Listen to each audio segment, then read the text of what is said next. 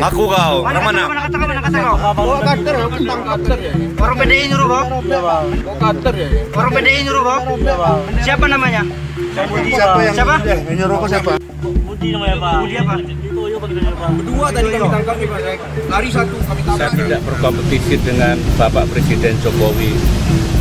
Saya sebagai pemimpin Partai Demokrat berikhtiar berjuang dengan cara-cara yang baik, yang amanah, sesuai dengan yang diatur dalam konstitusi dan undang-undang. Tetapi kenyataan ini yang kami dapatkan. Lebih baik kita mengalah dan diturunkan daripada kita menyaksikan bendera kita, baliho-baliho yang tidak bersalah dirobek, diturunkan.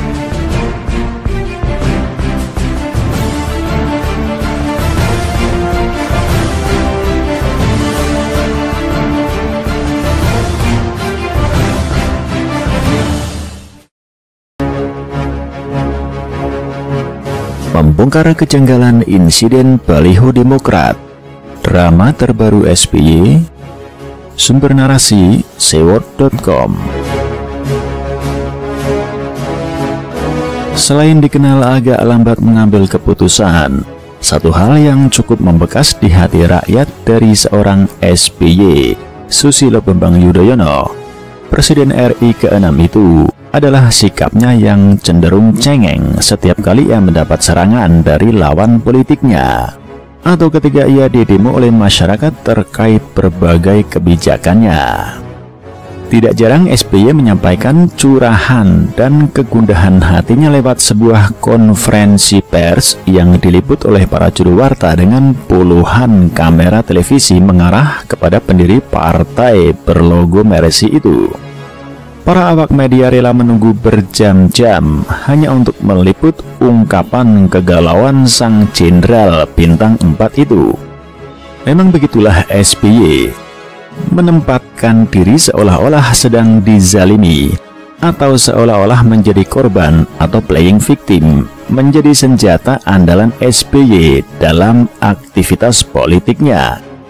Strategi politik playing victim tersebut bahkan sudah ia mainkan dengan begitu apik dan cantik sejak ia pertama kali ikut bertarung sebagai calon presiden pada Pilpres 2004 silam. Strategi politik pencitraan terzalim itu sepertinya ingin kembali ia mainkan pada masa-masa kampanye pemilu tahun ini. SBY mungkin tidak menyadari bahwa jika ia masih tetap ngotot menerapkan strategi playing victim tersebut, niscaya ia akan semakin ditinggalkan oleh rakyat. Sebab sesungguhnya rakyat sudah paham betul dengan strategi itu. Terbukti pada Pilkada DKI 2017 silam, strategi yang pernah mengantarkannya hingga 2 periode menduduki kursi RI 1 ternyata gagal total. AHY hanya mampu finish di urutan ketiga. Anak sulungnya itu harus kandas di babak penyisihan. Seharusnya SBY menyadari itu. Namun, nampaknya SBY dan segenap kadernya akan tetap memainkan strategi gagal itu. Dalam kunjungannya ke Riau, Sabtu 15 Desember 2018 kemarin, sebuah drama murahan yang sesungguhnya hanya sebuah cara SBY untuk membangun kembali citranya yang mulai meredup tersaji. Ada yang masih percaya bahwa itu bukanlah drama. Namun, sebagian besar warganet segera berkesimpulan bahwa itu hanyalah cara SBY untuk menarik simpati rakyat. Sepertinya jauh-jauh hari sebelum kejadian pengoyakan beberapa baliho Partai Demokrat yang gambar dirinya dan Ibu Ani terpampang di sana, SBY dan para pejabat teras partai yang didirikannya itu telah berbagi peran. Jadi, apa yang kita lihat kemarin, hingga SBY hampir meneteskan air mata, tidak ujuk-ujuk terjadi begitu saja. Sepertinya semua telah diatur. Siapa yang akan mengoyak baliho, siapa yang akan menjadi juru kamera, siapa yang akan mencuit lewat Twitter dan media sosial lainnya, agar kejadian itu segera trending. Dan hingga pada puncaknya, drama itu akan ditutup oleh SBY dengan menyampaikan keprihatinannya kepada para juru warta dengan gayanya yang khas. Adalah Ferdinand Hutahian yang didaulat memulai permainan. Lewat akun Twitternya, ia mencuit tak karuan. Ia menuduh PDIP dan Jokowi ada di balik perusakan baliho tersebut. Ia menyebut bahwa para perusak baliho itu diangkut dengan sebuah mobil pick-up merah. Selain itu, kami juga mendapat info tentang mobil sedan merah dan pick-up Grand Max yang digunakan para pelaku. Paham kan hubungannya dengan sedan merah? Merah lo warnanya, tulis Ferdinand di akun Twitternya. Asumsi yang terlalu dangkal bukan?